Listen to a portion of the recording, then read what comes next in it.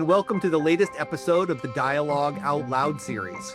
I'm Taylor Petrey, editor of Dialogue, a Journal of Mormon Thought. Today, I'm excited to have with me Steven Epperson, a former history curator at the Museum of Church History and Art in Salt Lake City and assistant professor in the Department of History at BYU. He's past president of the Unitarian Universalist Ministers of Canada and is a minister emeritus of the Unitarian Church of Vancouver. In his recent article, Armenians and the Church of Jesus Christ of Latter-day Saints, a Hauntological Exhibit, Epperson publishes and comments on an exhibit that he developed while curator of the Museum of Church History and Art on the mission to Armenia in the early 20th century, and why the exhibit was ultimately canceled before becoming public. Steven, welcome. It's so nice to talk to you about your work. Thank you, Taylor. So this is such a fascinating article and a fascinating story and history. Let's just start a little bit with how you came to be working on this in the, I believe, late 80s, early 1990s when you were working at the Church History Museum. What kind of work did you do, and how did that sort of evolve into this project of working on Armenian history? Well, I was the history curator at the Museum of Church History and Art in Salt Lake City. And my job principally was to be involved in research and writing for history exhibits at the museum and also for historic site, restoration projects, for example, like in Palmyra and Kirtland and Nauvoo. I was involved in putting together what was then the permanent history exhibit of the church on the main floor of the museum. And then above and below, like on the second floor and the subfloor, there were exhibit spaces, gallery spaces that were dedicated for temporary exhibits. And so once basically I had moved past that permanent, extensive work for the permanent exhibit, there were a number of other projects that we were working on to develop, like temporary exhibits. One of them, I'm not exactly sure, to tell you the truth, because it's been so long now, how this story came to my attention. But in the museum archives and the holdings, there were some amazing Armenian rugs. And I was wondering, how did these rugs end up in the collection of the museum? Were they there as works of art, or were they there as historic artifacts? I began digging around, both in the research notes of the museum, but also in the church archives, and then discovered that there was this extraordinary story of efforts by the LDS Church to create and carry out a mission to Armenians in the late Ottoman, early Turkish history period. And then I found out that there were Armenian families in Utah who were the descendants of individuals who had joined the church back in the 1890s, the early 1900s. I contacted them, and then from them I started learning stories about their family's experience, realized that we had an amazing story to tell at the museum. And then I made a proposal to, museum administration. They got really excited about it, and I got a green light to get going. So. Wow. It is such an amazing story. And I want to set the scene a little bit for our listeners who might not necessarily know why a church mission in Armenia in this era is so fascinating. We'll get to sort of what happens afterward and why the mission comes to an end, and what ends up influencing the politics of the exhibit itself. But can you tell us a little bit about Armenia in this era and the church's efforts that you discovered were kind of happening during this time period? Well, in the Ottoman Empire, there were about 3 million Armenian people sort of scattered throughout what's now the state of Turkey, but also into Syria, northern Lebanon, also into what now is the current nation state of Armenia. So there were Armenians throughout the Ottoman Empire. Armenians primarily were members of Armenian Orthodox Church. There were also Armenian Catholics, but also American and Northern European Protestants had extensive missionary work going on throughout the Ottoman Empire, focusing primarily on this Armenian population because they couldn't evangelize to the Muslim population in the Ottoman Empire. And I'm talking extensive institutional presence by American and Northern European evangelical organizations. What happened is that there were some individual Armenians who had been contacted or who knew about, were in this environment, like a Protestant environment within the Ottoman Empire, who learned somehow about the Mormon Church, contacted church leaders directly. This is like in 1881, 82, 83. And then the communication started taking place. And then that led in 1884, 85 to the church sending missionaries to meet with these families that had contacted the church. And then that opened up, the door to meeting other families and for the church to begin sending a small number of missionaries from the United States into the Ottoman Empire and beginning to make contacts through families, through kinship networks, etc., in a number of different towns and cities in the late Ottoman Empire. Does that make sense? And there are a couple of LDS congregations that kind of come out of this, again, centered, as I understand it, based on your work, centered around a few key families. But this isn't, just one or two. We really do have a little bit of a small community here, right? Well, eventually there were like 5 branches. We're talking about a small number of people, like 200 adults approximately with their children, 5 branches of the church. Both in central and in southern, what's now central and southern Turkey and northern Syria. So it was a small but significant number of people, but who were facing very particular set of challenges. Like on the one hand, very enthusiastic about the message of the LDS Church, very committed, loyal members. One of the things that was really wonderful for me in doing the research was to find out just like how well run these branches were, how committed and faithful these Latter-day Saints were to their, to the restored gospel. And like they set up mutual improvement association, relief societies, priesthood, organizations, the works. And they were really good at it, if you will. But at the same time, the church back in the late 19th century is still operating under the model of physical gathering.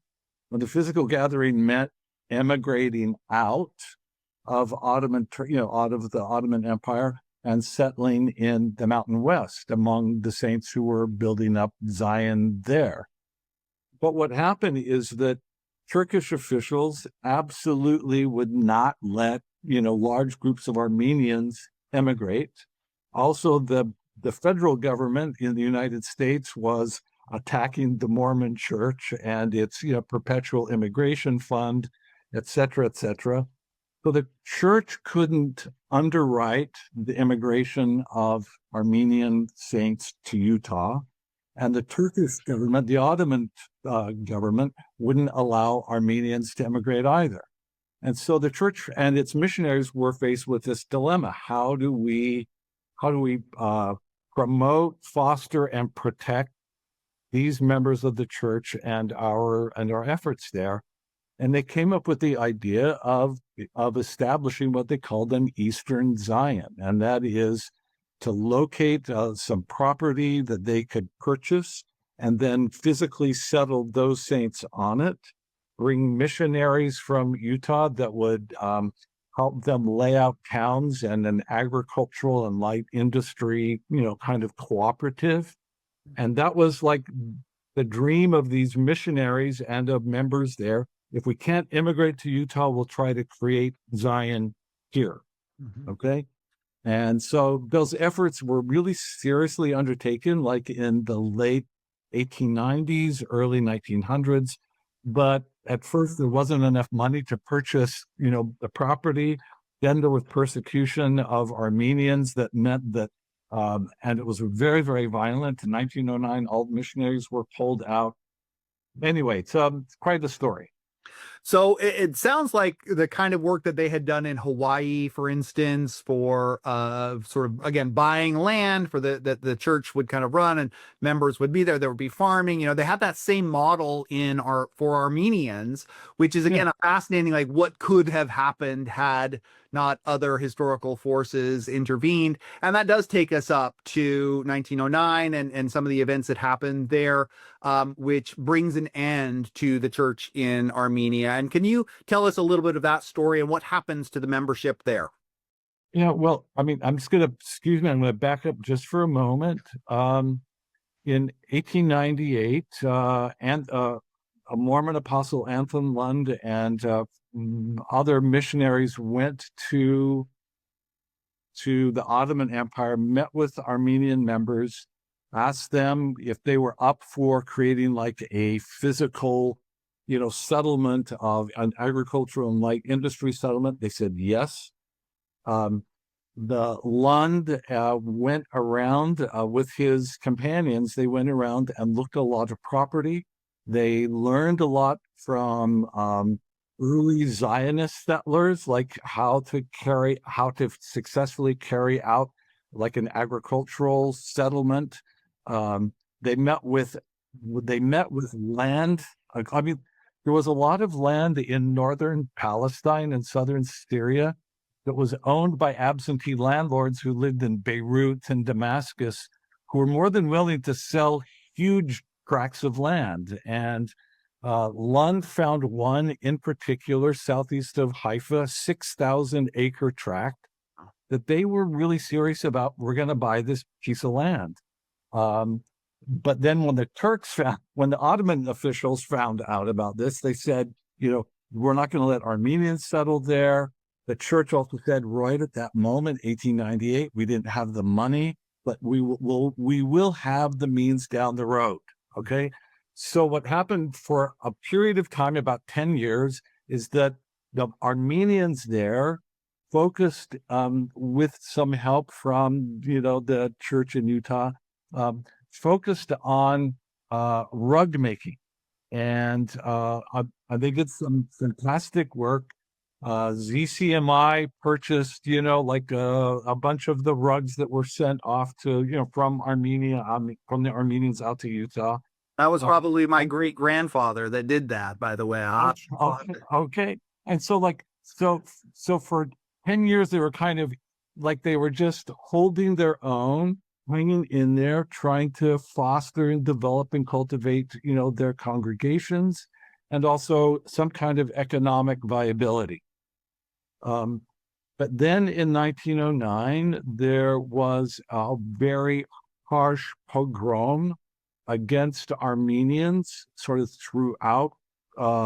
This is very late Ottoman, Ottoman Empire. This very harsh pogrom. There were about 10 or about a dozen Mormon missionaries from the States who were there, and the church pulled them out. And the saints in Turkey were kind of left to their own devices. And then there was Turkey joins the Axis. I mean, I don't know the name of it. I mean, they joined with Germany and Austro-Hungarian Empire, World War I. There is warfare. And then what happened is there was a coup in the Turkish government, Ottoman government. A military junta comes into power, and they see the Armenians as a potential threat and to the stability of their government. And they also had an ideology of kind of ethnic purity, and they set out to ethnically cleanse Turkey of its Armenian inhabitants. And so between 1915 and 1917, close to 1.5 million Armenians who were resident in Turkey, what's now Turkey and Armenia, they were executed outright or forced into concentration camps where many, many of them perished. So of those 5 existing Mormon branches, the members of 3 of them basically were wiped out. They ceased to exist, which left 2 branches, one in what's called Gaziantep and in Aleppo. And Aintab is in southern Turkey and Aleppo is in northern Syria. That's where they had that's where Mormon Armenians, the members of those branches survived this catastrophe, the genocide. But then what happened is that the branch members in Aintab were again threatened in 1921 as French occupying troops. This is post-World War I. French occupying troops are pulling out of southern Turkey and going into Syria, leaving that small branch of Mormons and other Armenians living in Aintab, leaving them very, very vulnerable to what was going to be another round of ethnic cleansing. And the church found out about this. I mean, there was communication going from the church members in Aintab to Mormon church leaders, and they said, this is a very, very serious, situation. We're under mortal threat.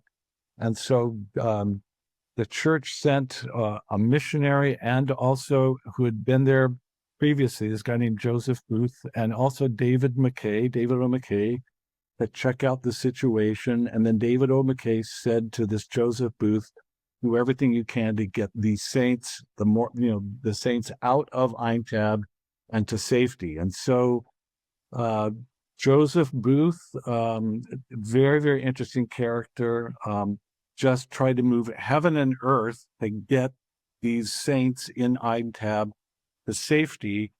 He went directly to French generals and to the consuls who were, hastily trying to pull out of Aintab to get passports for Armenian saints to move from there down to safety in Syria and to Aleppo. And he was able to pull it off. So this was in late November, early December 1921. All of the Mormons who were in Aintab were given passports to leave the city, which was really kind of unusual. Unfortunately, most of the rest of the Armenians were stuck there and got wiped out. But these Mormons were able to make that exodus out of southern Turkey into Syria, where they joined up with the other Mormon branch in Aleppo. And they saw it as kind of a miraculous kind of exodus experience for them. So that's where we are, early 1922, and in Syria with just this one branch of Armenian Mormons surviving. It's such a tragic story, and one that is not necessarily well known to a lot of people, is the execution, the genocide of Armenians, and the way that the sort of Latter-day Saint story fits into that is really a completely unknown story, which is why your exhibit and your research was such a kind of groundbreaking work at the time. So there is a kind of story within the story here where you did all of this work and then you end up sitting on it for 30 years and publishing it in Dialogue. How did that come about? Why did the exhibit not ever appear in public, and why did you decide to publish it with us now? Okay, let's go back to the summer of 1993. I had progressed in my research and collection of artifacts. I'd interviewed a lot of Armenian members in Utah. They were extremely excited that the church was paying attention to them and the story of their ancestors. They were delighted at the thought that they were going to have their story told, that artifacts, photographs, rugs, lace, that had been created by their families were going to be put on exhibit. And I was excited because it was a terrific story. It would have made a great museum exhibit. And so I had gotten green lights to continue towards, mounting this exhibit until July 1993, when I was told by a museum administration that we weren't going to proceed any further. And I asked why. And as I recall, as best I can recall, they said it's politics.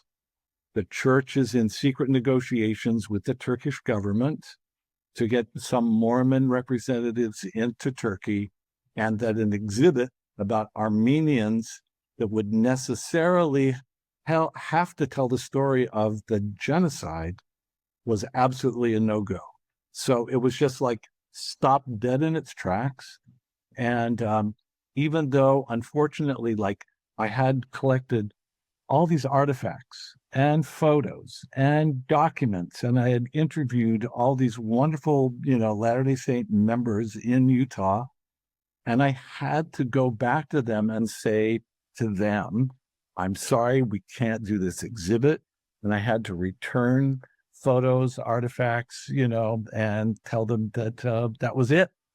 And I just felt like they were really betrayed. I was, deeply, deeply disappointed at the decision that was made. It felt like these people were so humble and they were so faithful and they'd gone through so much. And then for the church just to say, oh, no, it's politics, was deeply disappointing, and was one of the reasons why I decided to leave the museum, and I went and worked down at BYU.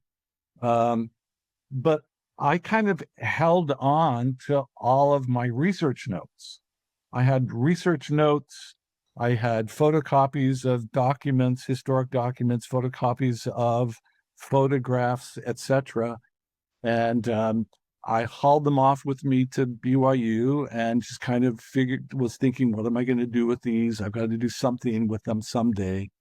But then my story moved on. I moved on from BYU and eventually out of the church, and even, left the United States. Here I am working up in Canada. And I've always wanted to return to this story, but I had other work and other responsibilities until a few years ago when I retired from my full-time work. And here are these boxes, them sitting on my shelf of an exhibit that should have taken place. And it has haunted me like for 30 years. And it was like the least that I could do to those good people I met 30 years ago was, to try to recreate that exhibit as best I could, even though it was only going to be a shadow of what it would have been, because I only was able to get permission from the LDS Church to show a handful of historic photographs that are going to be included in the dialogue article. I don't know what's happened to the personal artifacts that belonged to those members, the people I talked to 30 years ago. They're all dead now. Family members are definitely out there, and I hope that this article will be of some use, or I hope it will be helpful to descendants of the Armenians who went through so much for the sake of their faith. It's such an amazing story and a story within a story, as we mentioned. Steven, thank you so much for sharing it with all of us, for saving those notes, and for bringing this story forward after all of these years. It's a story that needs to be told, and I'm really honored that you came to dialogue with this material, and that we could be a forum for getting this out to the world and honoring that history and honoring the memory of those who worked to tell it. There are other great stories that you reveal in the course of the article that I won't spoil, that I hope that people will get a chance to look at about some of these artifacts, especially those rugs. And so I hope that people do take a look at it. And I hope that our listeners have enjoyed the conversation, have learned something new, and will check out this article, Armenians and the Church of Jesus Christ of Latter-day Saints, a Hauntological Exhibit, in the spring 2025 issue of Dialogue, and explore other resources on this topic there as well. To our listeners, thank you for joining us today. If you enjoyed the episode, please share it with your friends and colleagues, and don't forget to leave us a review or get in touch with any comments or questions. We hope that you'll tune in for future episodes of our podcast. Please subscribe and rate the show, and be sure to check out the whole range of shows in the Dialogue Podcast Network.